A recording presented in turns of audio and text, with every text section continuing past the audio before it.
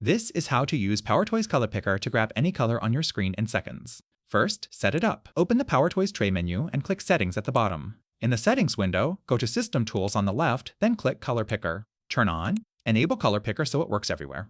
Right below that, look at the activation shortcut. By default, it's Windows key, Shift, and C. That shortcut is what opens the picker, so PowerToys has to stay running in the background.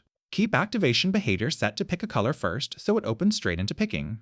Under Mouse Actions, make sure primary click is set to pick a color and open editor. So one click grabs the color and pops open the editor.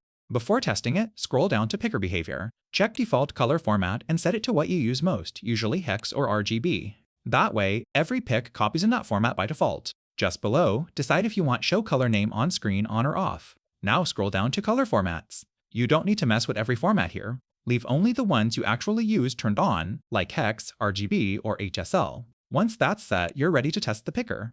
Press Windows key, Shift, and C, and the cursor switches into color picking mode. Hover over the exact pixel you want, and the preview updates live. If Show Color Name is enabled, the name shows while you hover, which can help spot common colors. Click once to lock the color, and it copies to your clipboard right away. When the editor opens, you'll see the picked color at the top. Each new pick shows up in that row of circles, so you've got a quick history of recent colors. Click any older color in that row to bring it back instantly. Below that, the editor shows the formats you left on, like HEX, RGB, or HSL, and each one has a one-click copy button.